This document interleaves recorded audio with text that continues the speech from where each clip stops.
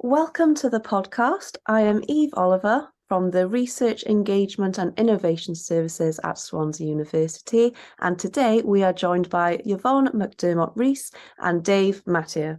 Yvonne is a professor of law here at Swansea University, and Dave is a software developer with HM Software. Dave, what is HM Software? Do you mind just explaining that? Sure. Hi, Eve. So HM Software is my company. I've got no employees, and I generally pull teams together for software projects. I've been doing sort of stuff in large corporates for the last 20 plus years, and everything from multinationals in London to New Zealand-based startups. So at the moment, HM Software is my company, and we do projects. Amazing. That sounds really exciting. So you've been collaborating closely then on the OSR for Rights tools. So just by way of background, I guess, OSR for Rights tools was born out of an ESRC funded project called OSR for Rights. I'm, as you mentioned, I'm a law professor, and my background is very much in fair trial rights, international criminal procedure, and the law of evidence.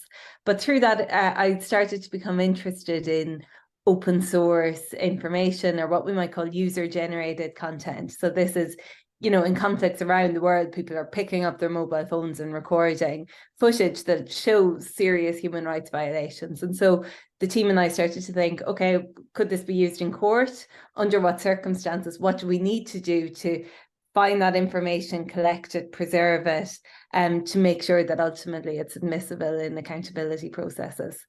So out of that, OSR for Rights tools was born. In OSR for Rights, we worked with a range of NGOs and human rights organizations, and they started to tell us about various technical needs and problems really that had come up in the course of doing these investigations. And Phil Barty, our amazing colleague, who's an associate professor at Heriot-Watt University up in Scotland, developed a thing called the Knowledge Hub framework. So essentially, it was a virtual machine with all sorts of open source software plugged into it. And the idea was that human rights organizations could download this locally and run certain analysis tasks.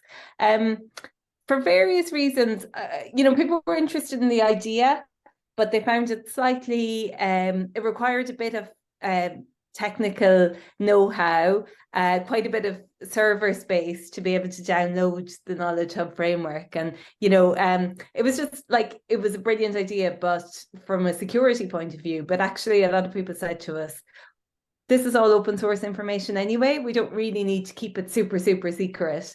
And so it'd be easier for us if we just had like a web-based version of this. So it was from that OSR for Rights tools was born. We applied for some funding from the Research Wales Innovation Fund. It's a HEFCU initiative, and we're really grateful for their support over the last 3 years. To basically turn what we developed into an online web-based suite of tools.